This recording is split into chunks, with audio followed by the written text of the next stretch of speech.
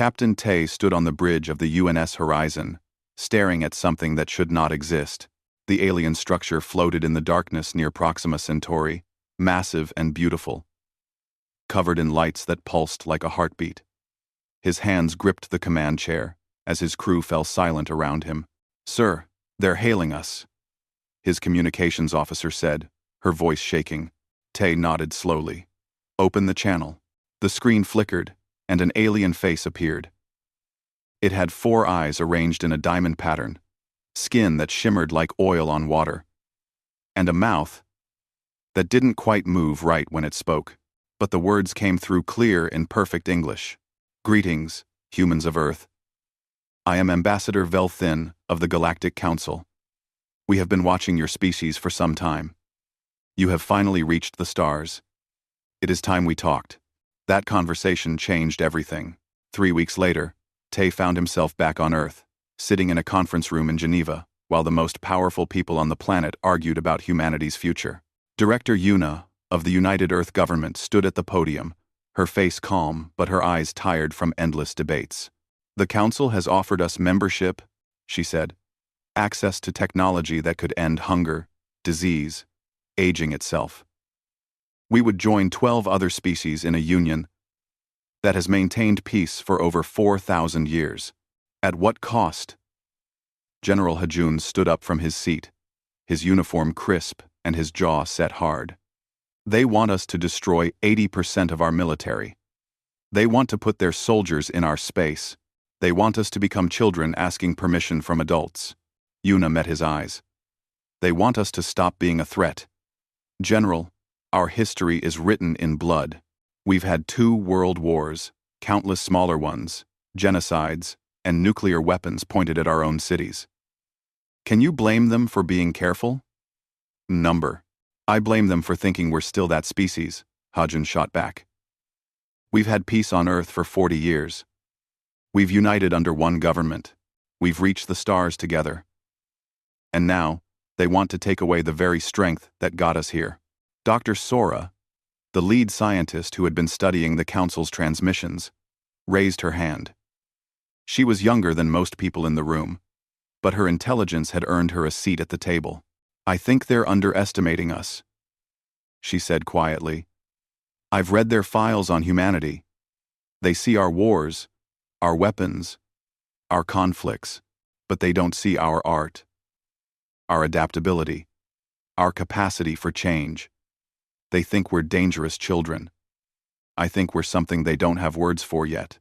The debate went on for weeks. Every news channel on Earth broadcast the arguments.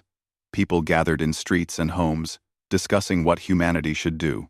Some saw the Council as saviors, offering a path to paradise. Others saw chains being offered with a smile. Finally, the vote came. Every human over the age of 16 got to decide. Should humanity join the Galactic Council under their terms? Tay voted from his ship, which was holding position near the Council station. He stared at the 2 options on his screen for a long time before making his choice. He thought about his daughter back on Earth, about the future she deserved. He thought about the cost of safety and the price of pride. The results came in. 51% voted yes. 49% voted no. Humanity would join the Council by the narrowest possible margin.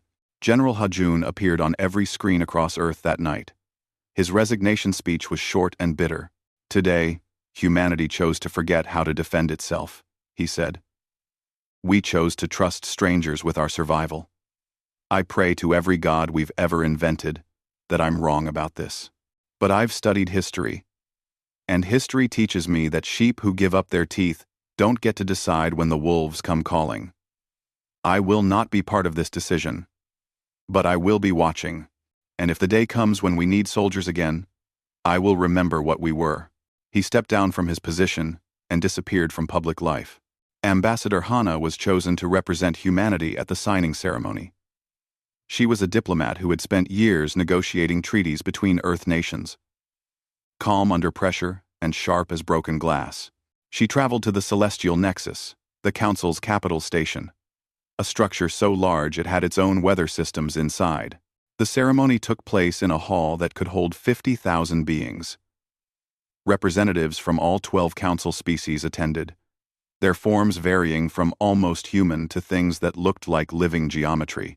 Hana signed the treaty with a pen made from metal mined on Mars, her hand steady even as she felt the weight of billions watching.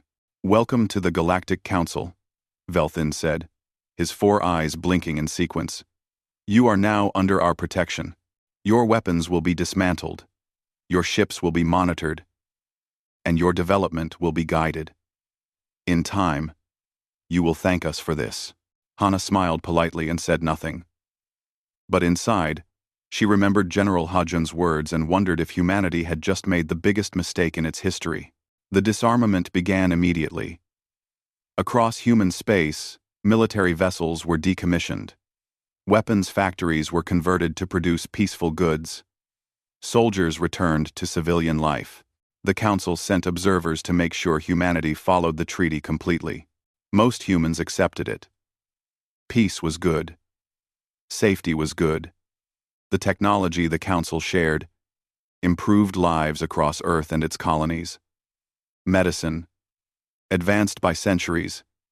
Energy became free and clean. Hunger started to disappear. But some humans couldn't forget what they had given up. In secret meetings and coded messages, former soldiers and officers stayed in touch. General Hajun might have left public life, but he hadn't disappeared. He simply went underground. On a small moon orbiting Jupiter, in a facility that official records said was abandoned, Hajun met with a dozen former officers. They called themselves Project Ekko. "We're not traitors," he told them. "We're insurance. The galaxy has not known peace for 4,000 years. It has known the absence of challenge. Somewhere out there, something exists that the Council fears more than us. Something that made them build this whole system of control. And when that something arrives, they will need us." "What if you're wrong?" asked Commander Minho, a man who had given up a promising career to join Hajun's shadow organization. "What if the Council really is peaceful?" Hajun looked out at the stars through the facility's window. "Then we'll have wasted our lives preparing for nothing. But if I'm right, we'll be the only thing standing between humanity and extinction. I can live with being wrong. I can't live with being unprepared." They began their work in secret, storing weapons, training in hidden locations, and waiting for a war they hoped would never come. 10 light-years away, in the empty space between stars, something ancient stirred. It had been sleeping for a long time, waiting and watching. It had seen the Council grow fat and comfortable.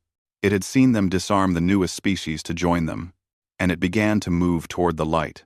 20 years passed like a dream. Earth bloomed under Council technology. Cities grew upward into the clouds, powered by energy cores that never ran empty. Disease became a memory. People lived longer, healthier lives. Children were born who never knew war, never knew hunger, never knew fear. Jiho was one of those children. He grew up in New Seoul, a city that floated above the Korean peninsula on gravity platforms gifted by the Council. He learned to pilot ships at the academy, flying between Earth and Mars, like his ancestors once drove between cities. The war stories his grandfather told seemed like ancient myths, unreal and distant. "You should have seen the old carriers," his grandfather would say. "Weapons that could crack planets. Soldiers ready to die for Earth. We were strong once." Jiho would nod politely and think his grandfather was stuck in the past. Why would anyone need weapons when the Council kept everyone safe? Nari thought differently. She was an engineer, working on Earth's orbital shipyards, building the peaceful vessels that carried trade between human colonies. But she noticed things. The Council's technology was incredible. But it was limited. They shared medicine and energy, but never weapons. They taught humans to build better engines, but never shields. It felt like a parent giving a child a toy while hiding the real tools. She mentioned this once to her supervisor, an alien from the Korthan species who looked like a walking crystal. He had laughed, a sound like wind chimes. "Humans always want more," he said. You should be grateful for what you have. Nari smiled and said nothing. But she started paying closer attention. Dr. Sora had become chief xenoanthropologist for Earth, studying the council species and their history. She spent her days in archives, reading records that went back thousands of years. The official history was clear. The council formed after a great war, and 12 species agreed to permanent peace.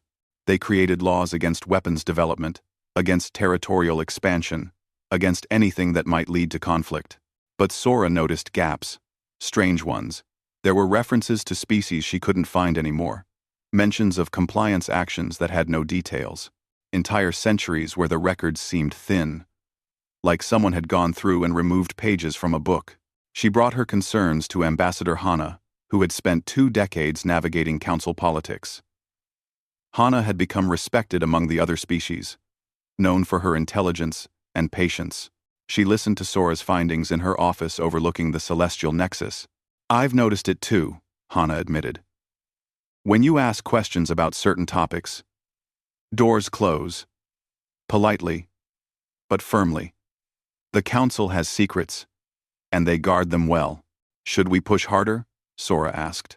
Hana considered this. Not yet. We're still the newest members. We're still being watched. But keep digging quietly. I'll use my position to access what I can. The quiet investigation might have continued for years if not for the incident at Kepler Colony. Captain Tay, now 60 years old but still commanding ships, was making a routine supply run to Kepler, a mining colony on the edge of human space.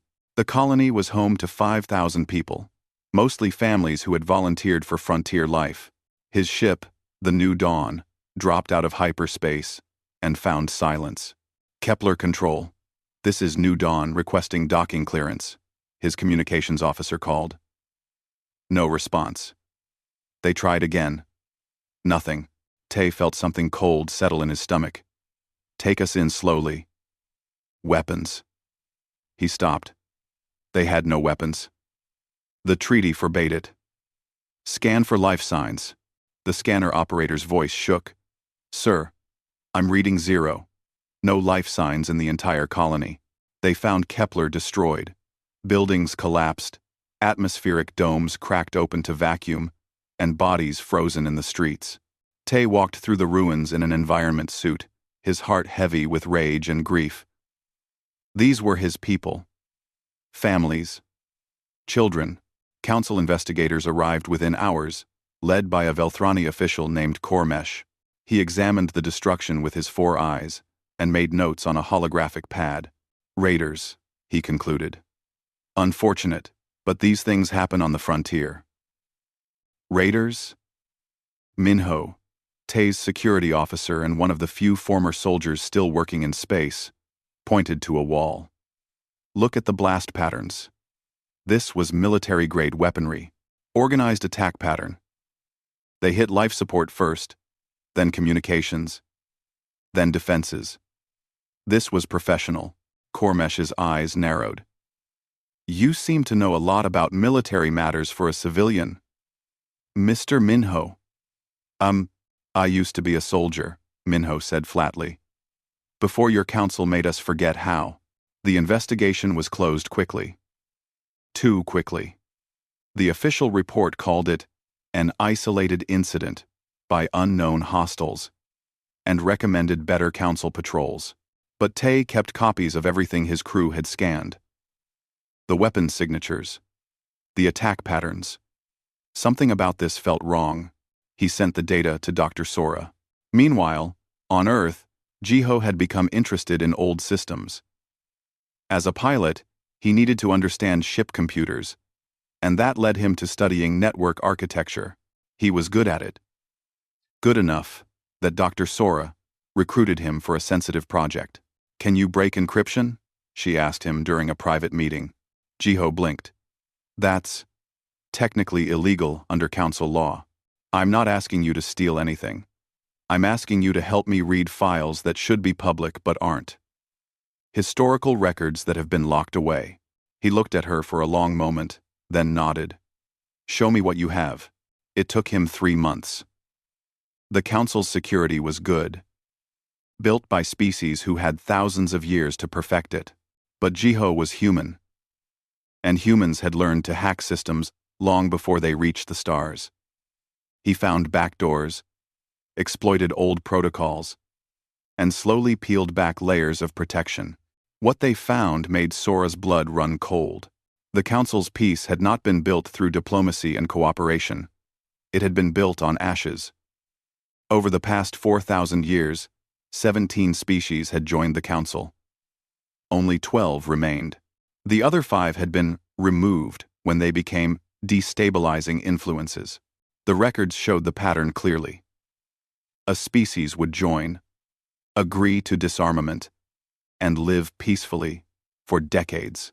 Then, if they showed signs of developing advanced weapons or questioning Council authority, incidents would occur.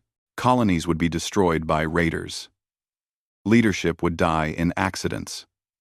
Eventually, the species would be deemed unable to adapt to civilized life and quietly exterminated. Their home worlds were listed in current records as environmental disasters or plague zones that no one could visit. "They're not peacekeepers," Sora whispered, reading the files with shaking hands. "They're wardens. They find species capable of reaching the stars and trap them before they become threats." Jiho pointed to another file. "Look at this. It's current. There have been attacks on Council space for the past 2 years. Real attacks, not false flags. The Council's forces are losing." The reports detailed an enemy from the galactic edge, organized and brutal, with technology that matched or exceeded the Council's own. The Council's defense forces, designed for policing disarmed populations, were failing against real military opposition. "They're scared," Sora realized. "That's why they're hiding it. They've spent thousands of years making sure no one could fight, and now they need fighters." She took the evidence to Ambassador Hana immediately.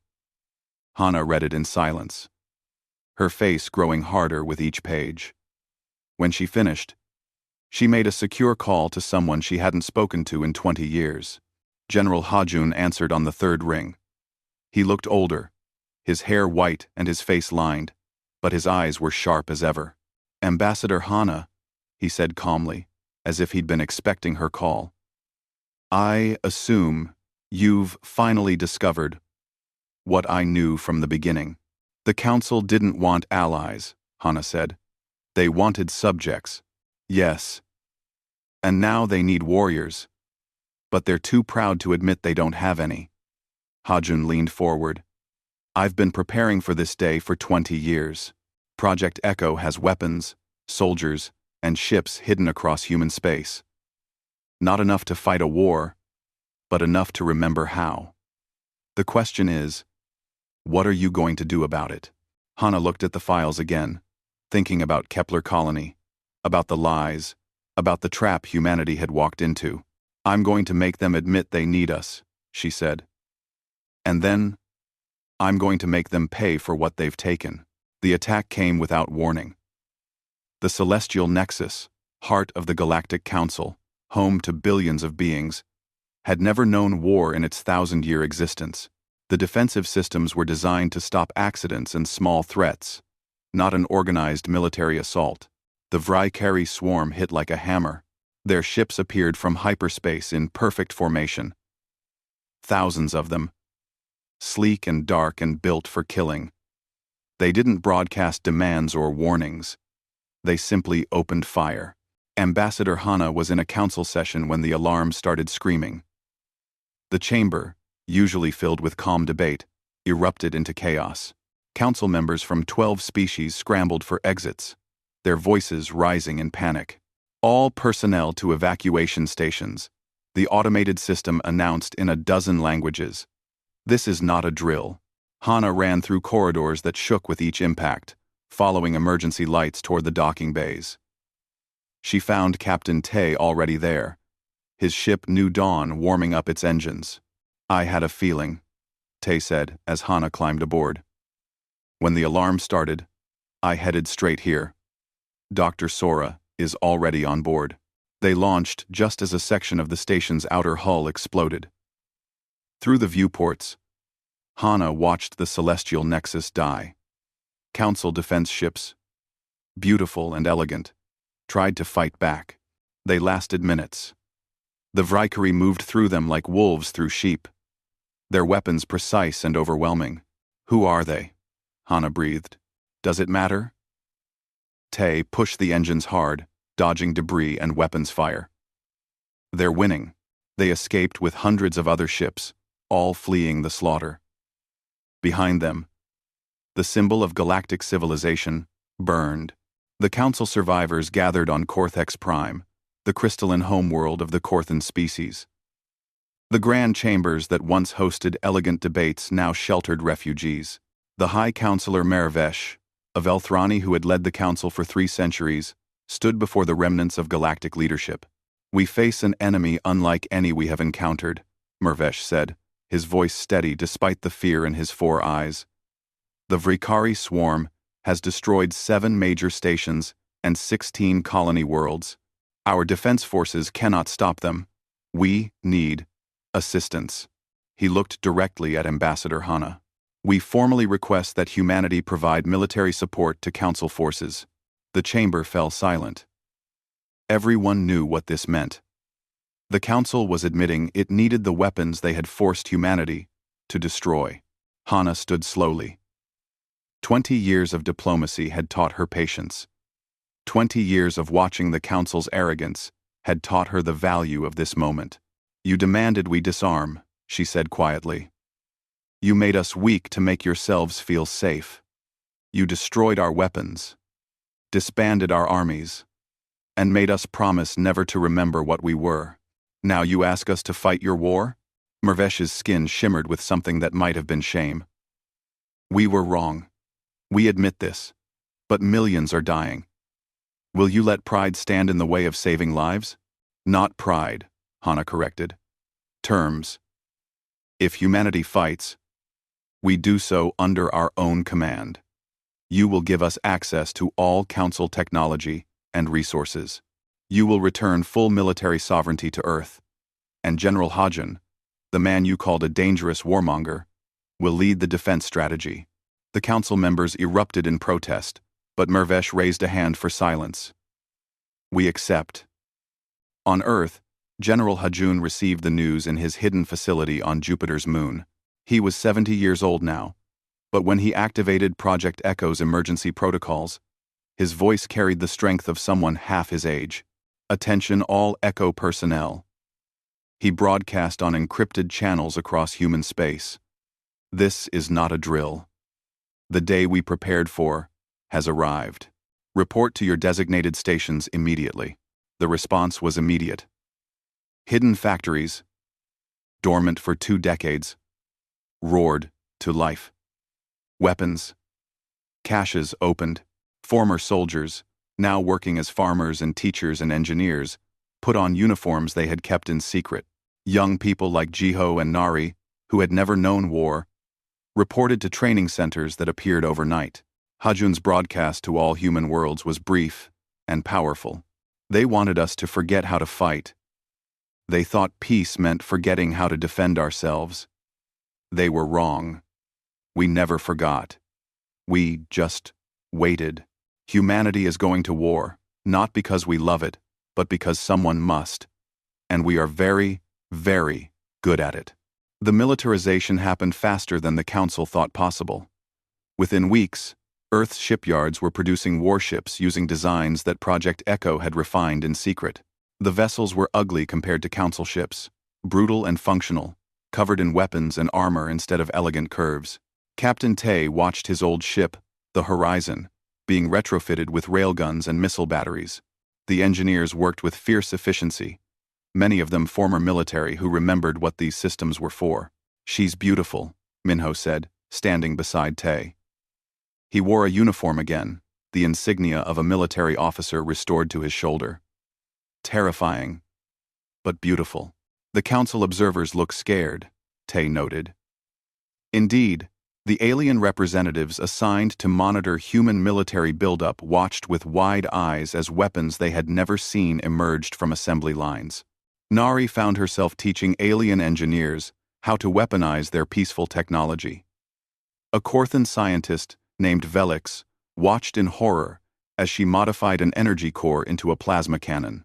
This violates 17 council regulations, Velix protested. The Vikari violated the regulation about not killing billions of civilians, Nari replied. We're adapting. You should try it.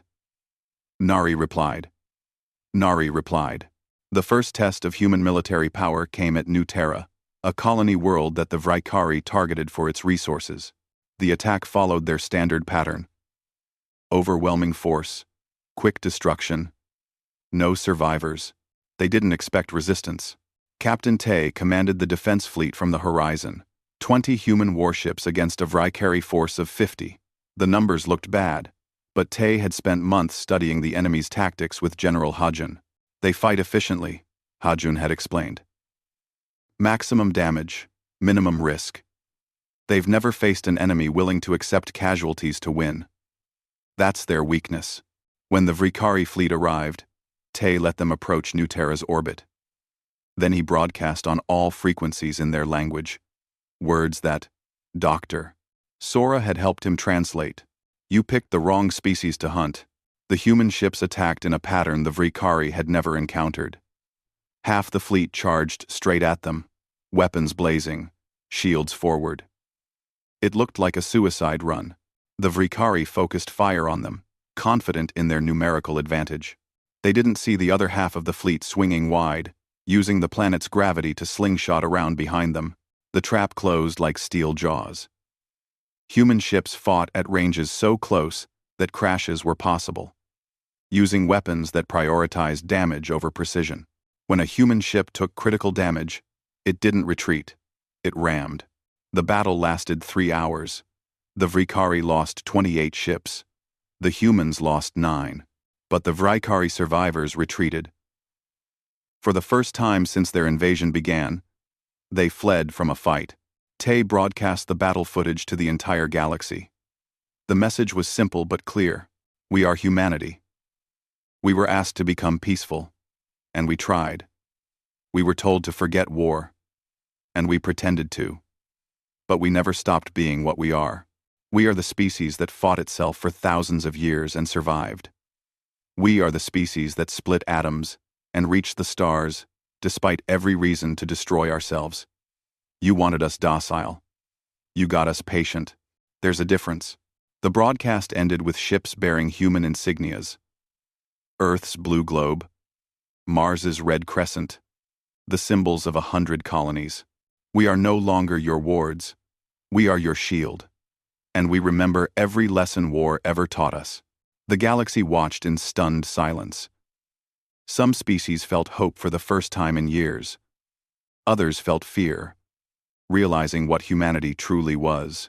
On Cortex Prime, High Counselor Mervesh met privately with Ambassador Hana. You carry a terrible thing, he said quietly. The capacity for war. We tried to suppress it because we feared it. You should have tried to understand it instead, Hana replied. Humanity didn't bring war to the galaxy. War was always here. You just forgot what it looked like. She turned to leave, then paused. And Counselor?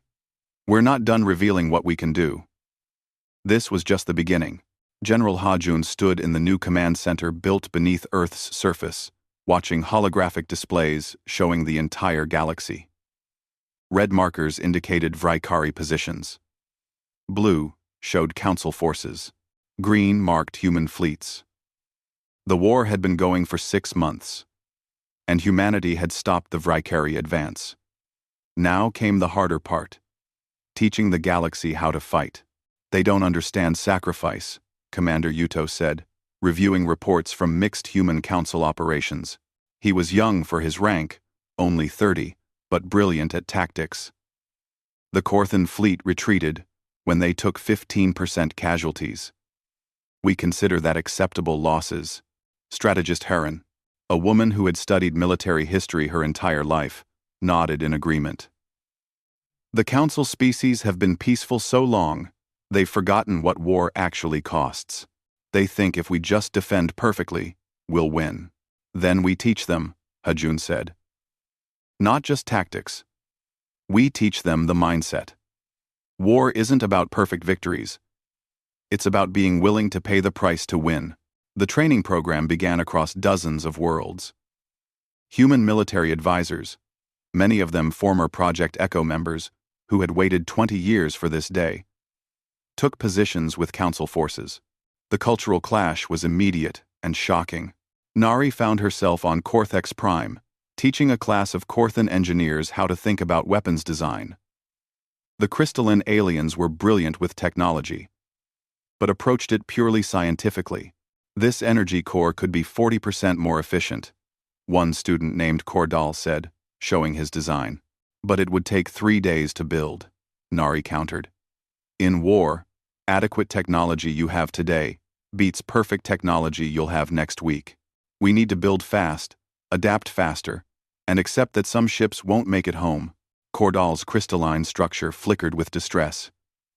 But those ships have crews. Living beings. Yes, Nari said quietly. And if we don't build enough ships fast enough, even more living beings will die. War isn't about saving everyone.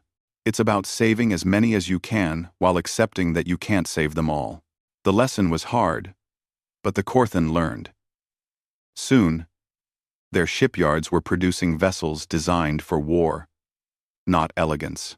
Jiho had become an instructor pilot, teaching aliens how to fly combat missions. His students included Velthrani, Ilmari, and members of species humanity had barely met. The first lesson was always the hardest. Your instinct will be to retreat when your shields hit 50%, Jiho explained in the simulator. That's what you've been taught your whole life. Preserve yourself, avoid risk. In combat, that gets you killed.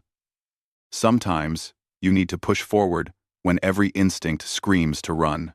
A Velthrani student named Sekthar failed the simulation 3 times, pulling back too early each time.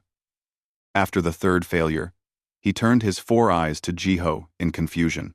How do you ignore the survival instinct? He asked.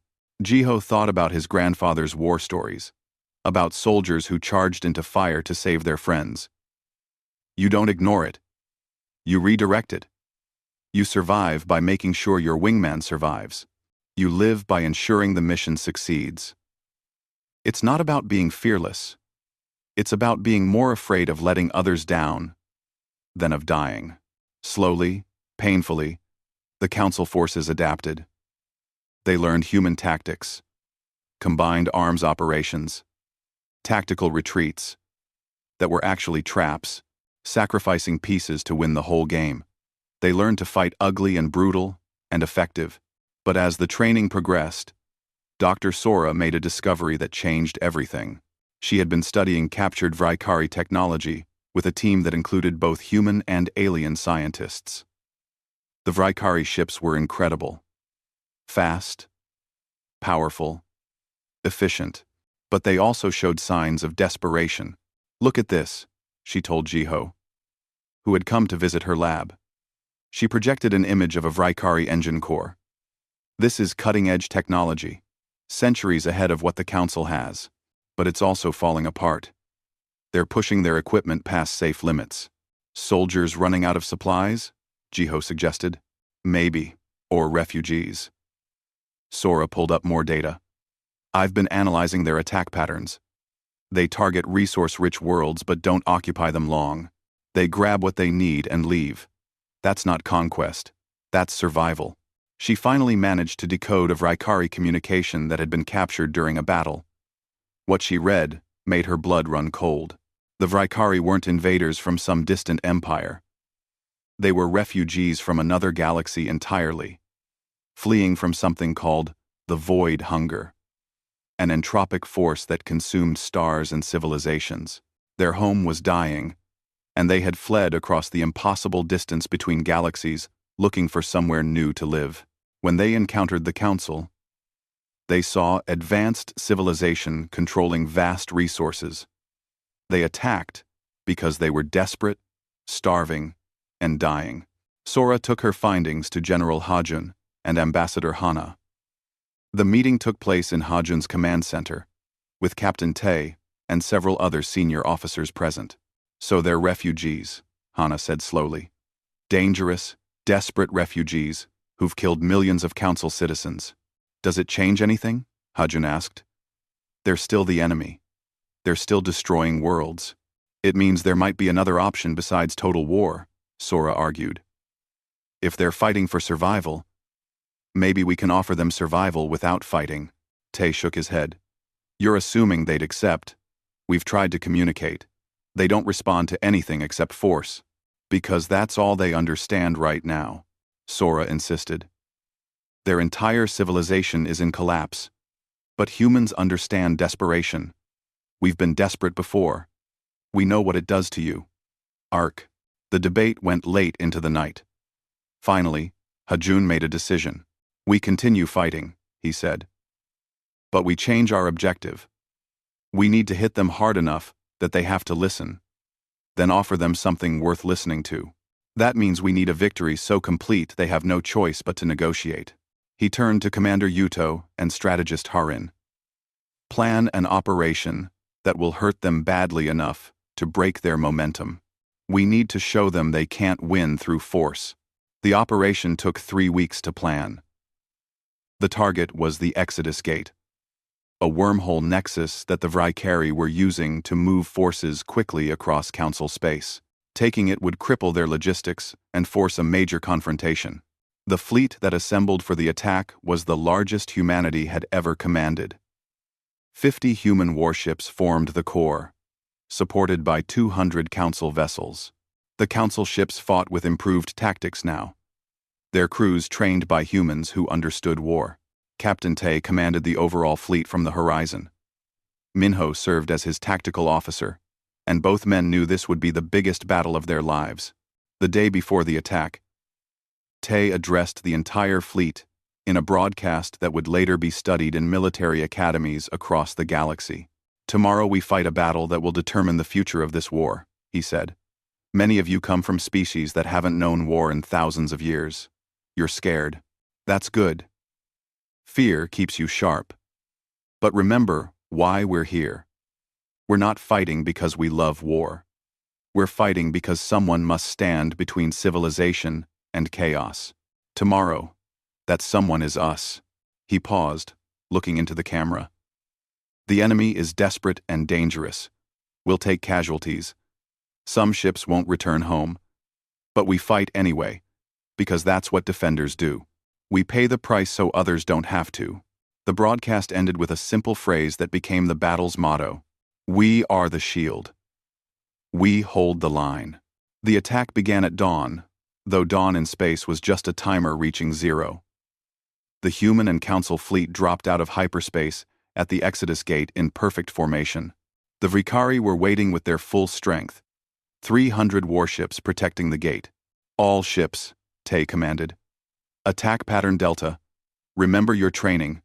Remember why we fight. The battle began, and the void filled with fire. The Battle of Exodus Gate raged for 3 days. It was the longest sustained combat the galaxy had witnessed in recorded history, and every hour brought new horrors and new heroism. The Vikari fought with the desperation of beings who had nothing left to lose. They threw their ships into the fight with tactics that traded efficiency for raw aggression. But humanity and the Council forces fought with something the Vikari hadn't expected. Coordination, built on trust, forged through training. On the second day, Captain Tay's ship Horizon took critical damage.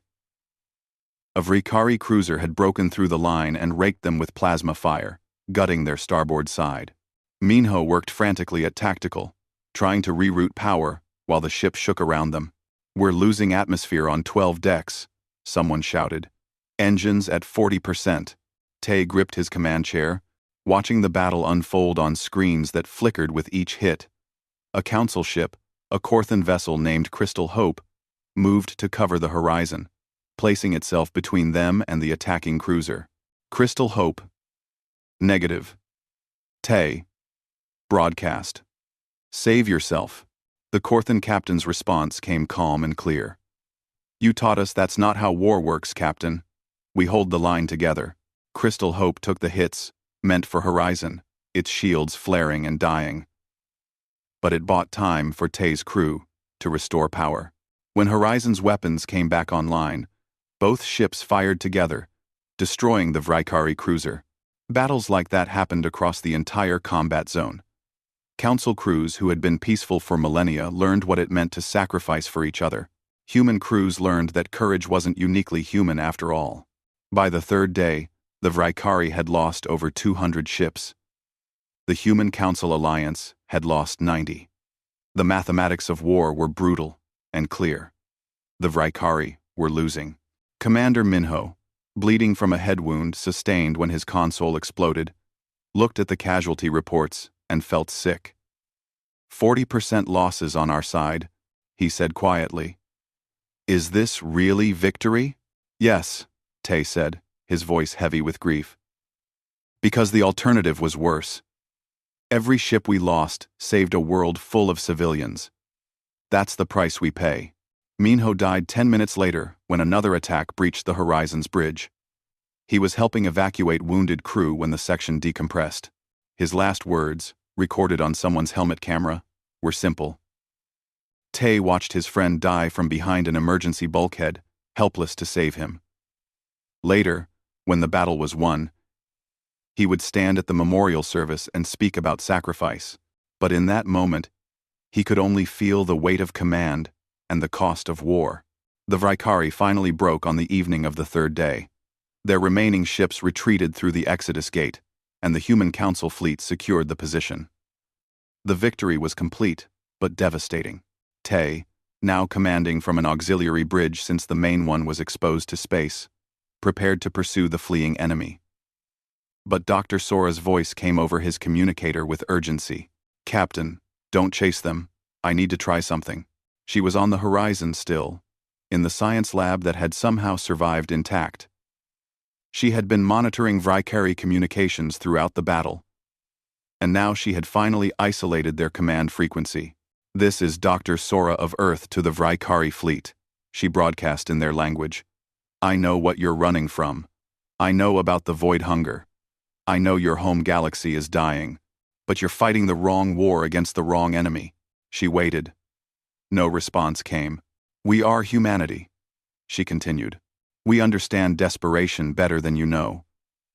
We've stood on the edge of extinction ourselves. We know what it means to fight for survival.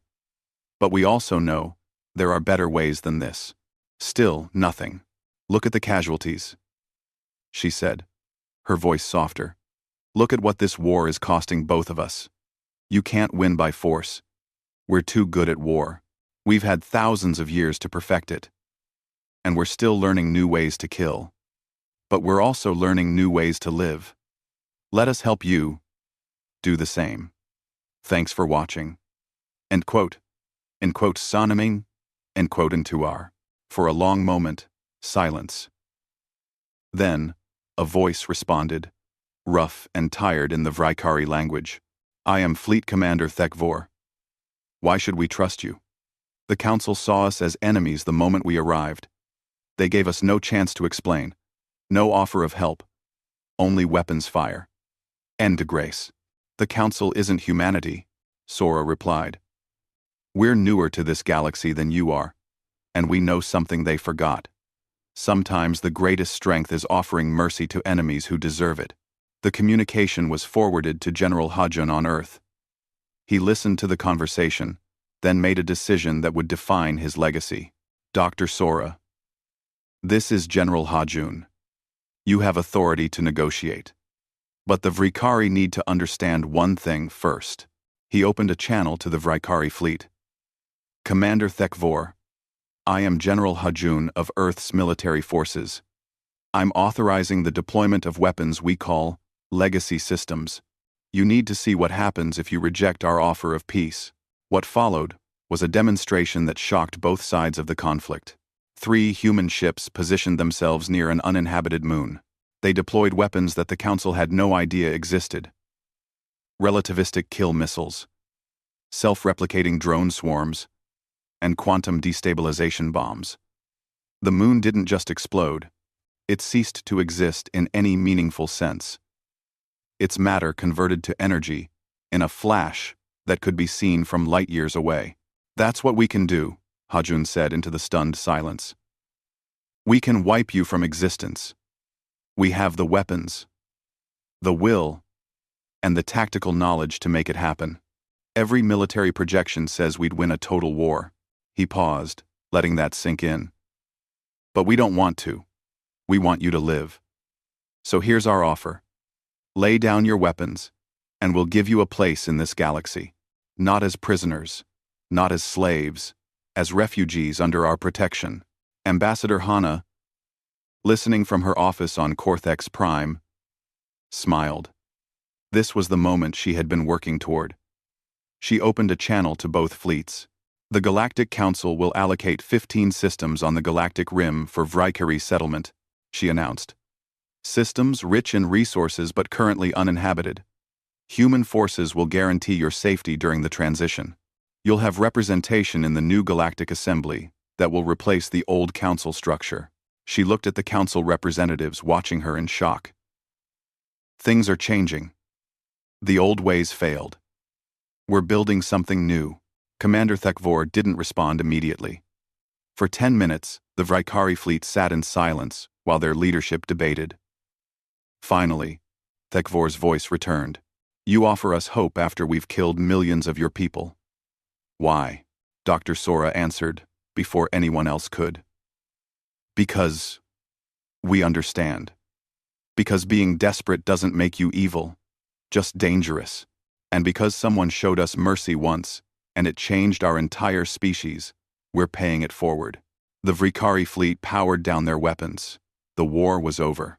10 years later, Captain Tay stood on the observation deck of a new ship, also named Horizon, watching joint exercises between human, council, and Vikari vessels.